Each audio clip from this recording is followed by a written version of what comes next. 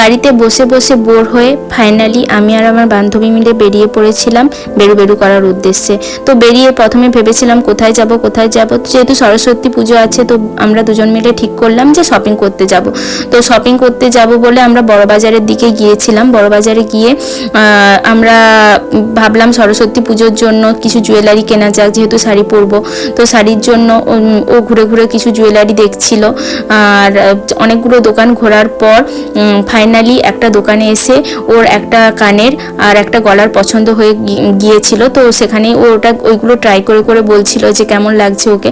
আমি বলছিলাম যে বেশ ভালো লাগছিল।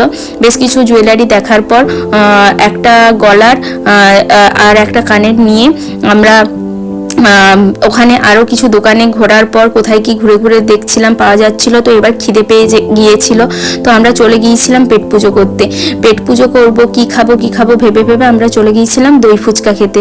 ফুচকাটা খুবই টেস্টি ছিল ঠিকই, কিন্তু ফুচকাটার খুব প্রাইস ছিল, কারণ 3টে ফুচকা আমাদের কাছ থেকে 30 টাকা নিয়েছিল, যেটা খুবই এক্সপেন্সিভ।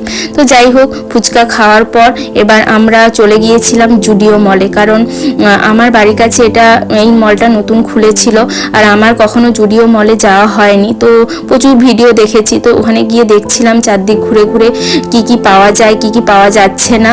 তো আমার যেটা মনে হয়েছে, এখানে কম প্রাইসে খুব ভালো কোয়ালিটির কিছু জিনিস পাওয়া যায়, এটা ঠিক, কিন্তু কিছু কিছু জিনিসের এত এক্সপেন্সিভ ছিল যেগুলো অ্যাকচুয়ালি অত দাম হওয়া উচিত না। তো যাই হোক, আমার সেভাবে কিছু জামা কাপড় পছন্দ হয়নি, কিন্তু আমি শুনেছি এখানে কসমেটিক পারফিউম খুব ভালো পাওয়া যায় কম প্রাইসে, এটা সত্যি।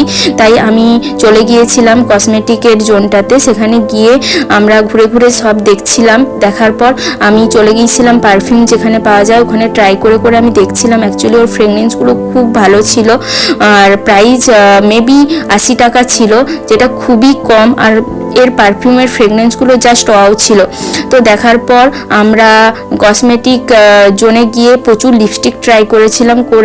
করার পর আমি আর আমার বান্ধবী লিপস্টিক নিয়েছিলাম। লিপস্টিকগুলো সত্যি খুব ভালো ছিল, যেগুলো খুবই কম দামও ছিল। তারপর ঘুরে ঘুরে আমরা কোথায় কি পাওয়া যায়, কি প্রাইস, এগুলো ঘুরে ঘুরে আমি আর বান্ধবী মিলে দেখছিলাম। আর একটু যাই হয়, আউটিংয়ে বেরোলে একে অপরের সাথে গল্প করে মজা করে ঘুরে ঘুরে ফাইনালি নিজেদের যা দরকারি জিনিস প্রয়োজন ছিল সেগুলো নিয়ে বিল করে বেরিয়ে পড়বো। তার আগে আমি আর আমার বান্ধবী মিলে আয়নার সামনে খ্যাত মারছিলাম। তো তারপরে আমরা বেরিয়ে পড়েছিলাম বাড়ির উদ্দেশ্যে। তো এই ছিল আমাদের আউটিং। বাই, সবাই ভালো।